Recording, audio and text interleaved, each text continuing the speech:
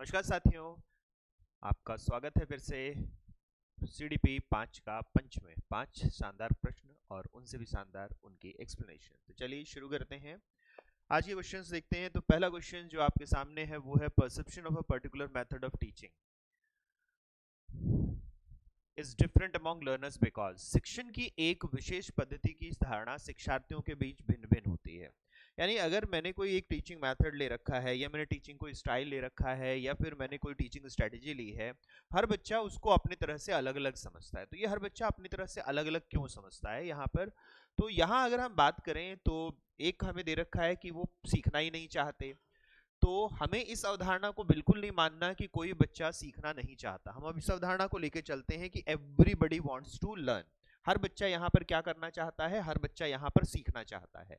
फिर हम कहें कि टॉपिक पसंद नहीं करेंगे, तो यहाँ टॉपिक पसंद नहीं करे तो तब भी हमें धारणा अलग अलग देखने को नहीं मिलेगी, क्योंकि जो सीख रहा है, जो टॉपिक पसंद हो चाहे नहीं हो, तो पद्धति की धारणा क्यों बदलेगी? फिर ये हमारे पास जो मेथड ऑफ टीचिंग है उसके बारे में परसेप्शन क्यों बदलेगी?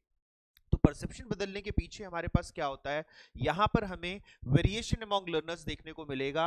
अधिगमकर्ता के बीच में विविधता देखने को मिलेगी, वो आधार होगा। तो अधिगमकर्ता के बीच में विविधता हमें किसकी देखने को मिल सकती है? उनके एनवायरमेंट, उनके पर्यावरण या परिवेश के ऊपर देखने को मिल सकती है। तो परसेप्शन इसीलिए पर्यावरण पे उनके निर्भर करेगा, और इसीलिए क्योंकि हर बच्चे का परिवेश अपना यूनिक होता है, अपना विशिष्ट होता है और अलग अलग होता है, इसीलिए हमें आंसर क्या देखने को मिलता है? हमें आंसर देखने को मिलता है तीसरा।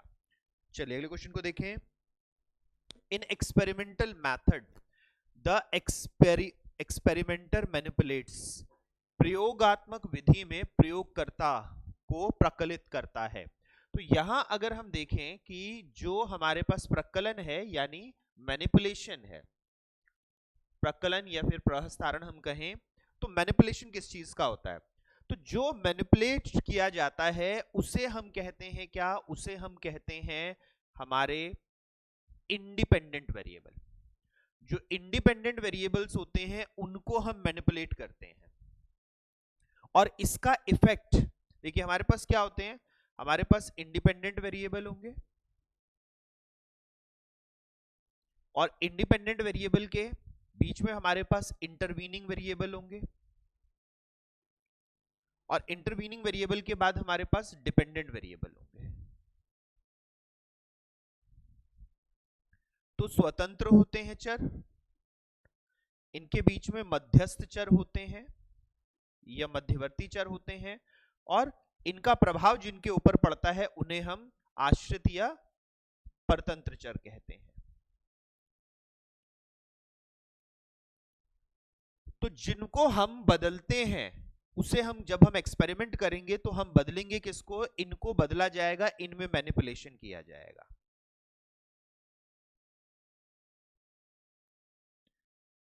इनमें प्रकलन किया जाएगा, इनको कांस्टेंट रखा जाएगा, इनको स्थिर रखा जाएगा, और इनके ऊपर प्रभाव पड़ेगा तो इनके ऊपर प्रभाव का अध्ययन किया जाएगा।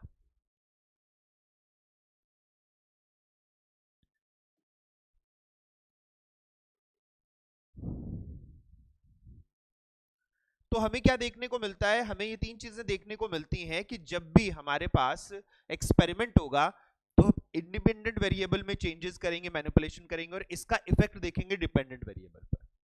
जो इनसे संबंधित अन्य वेरिएबल होंगे उन्हें हम कहेंगे इंटरवीनिंग वेरिएबल, उन्हें हम कहेंगे मध्यस्थ चर, और जिनका इनके ऊपर कोई प्रभाव नहीं पड़ेगा उन्हें हम कहेंगे एक्सट्रानियस वेरिएबल, बाह्य चर, जिनका हमारे एक्सपेरिमेंट पे कोई प्रभाव नहीं पड़ता लेकिन वो परिवेश में मौजूद होते हैं, एनवायरमेंट में हमारे पास जो मौजूद होंगे लेकिन उनका हमारे एक्सपेरिमेंट पे कोई फर्क नहीं पड़ेगा। तो उसे हम क्या कहते हैं? उसे हम कहते हैं कि वो हमारे पास एक्सट्रानियस वेरिएबल हैं, वो हमारे पास बाह्य चर हैं। जो संबंधित होते हैं, अगर उनमें कोई चेंजेस आए तो उसका प्रभाव पड़ सकता है एक्सपेरिमेंट पे, तो हम उन्हें स्थायी करके रखेंगे ताकि हमारा एक्सपेरिमेंट बिल्कुल अच्छे से हो सके। तो यहाँ पर हमारा जिनको हम चेंजेस करते हैं वो होते हैं इंडिपेंडेंट वेरिएबल, स्वतंत्र चर या अनाश्रित चर हमारे पास। तो यहाँ उत्तर पहला रहेगा। चलिए अगले क्वेश्चन को देखें। इन sensory motor stage, sensory motor stage यानी हमें देखने को मिल रही है संवेदी गामक अवस्था, संवेदी पेशीय अवस्था, इसमें बच्चे सक्षम नहीं होते हैं पूछा गया है, नॉट एबल पूछा गया है। तो बच्चे रिफ्लेक्सेस के लिए जो हमें देखने को मिलता है सहज, हम इसे कहते हैं क्रिया, तो सहज क्रिया के लिए बच्चे सक्षम होते हैं। हम अगर देखेंगे तो सहज क्रिया के लिए हमें बच्चे सक्षम दिखेंगे। मोटर कोऑर्डिनेशन, मोटर समन्वय के लिए बच्चे सक्षम होते हैं। सेंसरी स्टिमुलेशन, संवेदी उत्तेजना के लिए भी होते हैं। तो मोटर, सेंसरी, रिफ्लेक्सेस, ये तीनों के लिए बच्चे होते हैं मोटर, हमें सहजता और संवेदी उत्तेजना, इन तीनों के लिए होते हैं।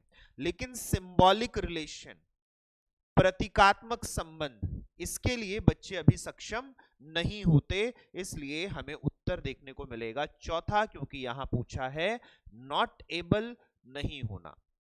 जो प्रतीकात्मकता है वो सेंसरी मोटर स्टेज में होती है। ये अगर हम सिंबॉलिक रिलेशन देखें तो ये सेंसरी मोटर स्टेज में होता है, ये सॉरी हमने सेंसरी मोटर का, ये हमारे पास प्री ऑपरेशनल स्टेज में होता है।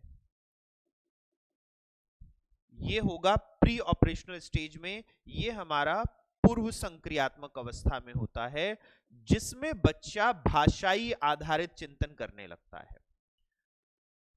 जो प्रतीकात्मक संबंध है ये भाषाई आधारित चिंतन है। लैंग्वेज बेस्ड थिंकिंग जो हमें देखने को मिलती है उसे हम क्या देखते हैं, उसे हम सिंबॉलिक रिलेशन देखते हैं। तो उत्तर यहां पर हमें चौथा देखने को मिलता है। चलिए अगले क्वेश्चन को देखें।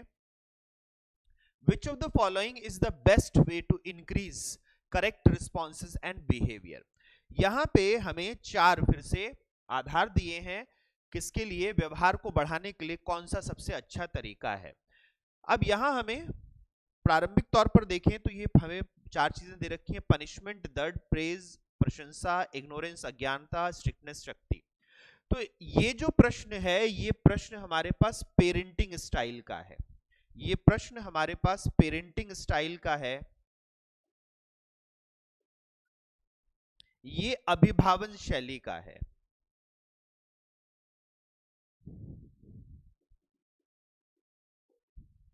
बॉमिस्टर की ये थ्योरी है, इसके हिसाब से हम बात कर रहे हैं। तो यहां पर अगर हम देखें तो हमें दंड देखने को मिलेगा किसमें, ऑथोरिटेरियन,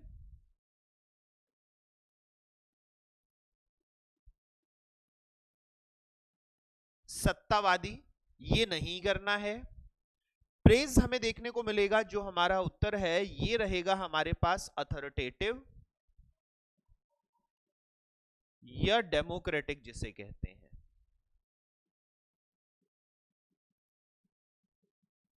लोकतांत्रिक या प्राधिकारिक, लोकतांत्रिक या प्राधिकारिक, जिसमें हम बच्चों को सही प्रशंसा देते हैं, इसे हम सही प्रशंसा कहते हैं। इसे हम कहते हैं कि हम बच्चे को ट्रू सेंस में प्रेज करेंगे, यानी जहां बच्चे को अप्रिशिएट करने की जरूरत है वहां अप्रिशिएट करेंगे, जहां अप्रिशिएशन की जरूरत नहीं है वहां नहीं करेंगे। और फिर हम देखेंगे इग्नोरेंस, जो कि हमें देखने को मिलती है कि ये हमारे पास अनरिलेटेड हमें देखने को क्या मिलेगी, ये एक तरीके से हमारी अनरिलेटेड हमें देखने को मिलती है, या अनइन्वॉल्व हम देखते हैं कि हमें पेरेंटिंग देखने को मिलती है। तो अनइन्वॉल्व पेरेंटिंग है हमारे पास, यानी ये असंलग्न अभिभावन है। और स्ट्रिक्टनेस फिर से हमारे पास अथॉरिटेरियन हो जाता है, सत्तावादी हो जाता है। तो ये सत्तावादी भी हमें नहीं करना है। और चौथा तो ये हमें देखने को मिला, एक अथॉरिटेरियन है, दूसरा अथॉरिटेटिव है, और चौथा हमारे पास अनइन्वॉल्व रहता है। और जो एक हमारे पास रहता है वो रहता है परमिसिव। जो तीसरा है, तीसरा हमारे पास कौन सा है, तो तीसरा हमें देखने को मिलता है, तीसरा स्टाइल है परमिसिव।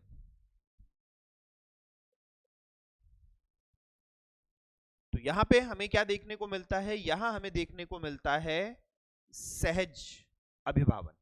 तो ये 4 तरह का अभिभावन है और हमें इसमें ऑथोरिटेटिव या डेमोक्रेटिक, लोकतांत्रिक या प्राधिकारिक अभिभावन शैली को चुनना है, जिसमें हम बच्चों के साथ नियम बनाकर और बच्चों को नियम के साथ अलाउ करते हैं, और जहां जहां बच्चे सही काम कर रहे होते हैं वहां प्रेज कर रहे होते हैं, और जो नियम में हमें दंड हमने तय किए होते हैं उस दंड को, वो दंड भी हमारे पास सकारात्मक होने चाहिए, हम उसको पॉजिटिव सेंस में पनिशमेंट्स को ले रहे होते हैं। तो वो हमारे पास कौन सा है, वो अथॉरिटेटिव है, डेमोक्रेटिक, लोकतांत्रिक या प्राधिकारिक है। तो उत्तर यहाँ दूसरा रहेगा। चलिए क्वेश्चन को देखें।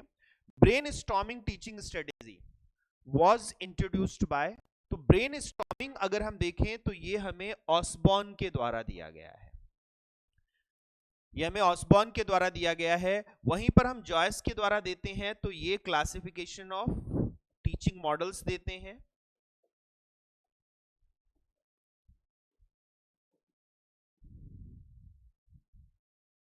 ये हमें शिक्षण प्रतिमानों का वर्गीकरण देते हैं।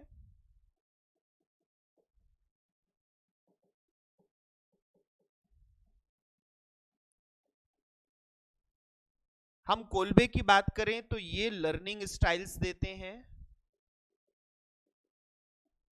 और एक्सपीरियंशियल लर्निंग साइकिल देते हैं। ये दो चीजें दे रहे हैं। एक अधिगम शैलियां दे रहे हैं ये,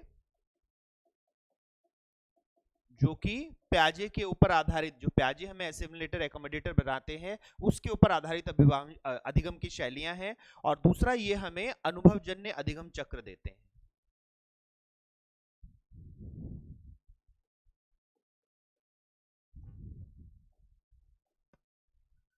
फिर हम चेस्टर के ऊपर बात करें तो चेस्टर भी हमारे पास लर्निंग स्टाइल्स दे रहे हैं। ये हमें अधिगम शैलियां दे रहे हैं, जिसमें हमें अलग अलग तरह की जो है टीचिंग थ्योरीज देखने को मिलती हैं।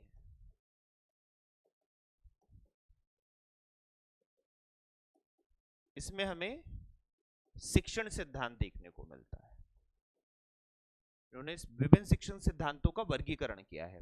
तो ये हमारे पास हमें यहाँ पर ऑसबॉर्न हमारे पास है, जो कि ब्रेनस्टॉर्मिंग स्ट्रेटजी या फिर मेथड को देते हैं। तो साथियों, ये थे हमारे आज के प्रश्न। उम्मीद करता हूं कि सारे के सारे प्रश्न और इनके एक्सप्लेनेशन, इनके कंसेप्ट्स आपको बहुत अच्छे से समझ में आए होंगे। तो इसी तरह की और वीडियो देखने के लिए हमारे चैनल को सब्सक्राइब कीजिए। आगे फिर मैं आपके सामने इस तरह की वीडियो लेके प्रस्तुत होऊंगा। जितने साथी इस वीडियो को देख रहे थे, आप सभी का धन्यवाद। अगली क्लास में, अगले जो वीडियो में फिर आप सभी लोगों से मुलाकात होगी। फिर मिलेंगे साथियों, नमस्कार।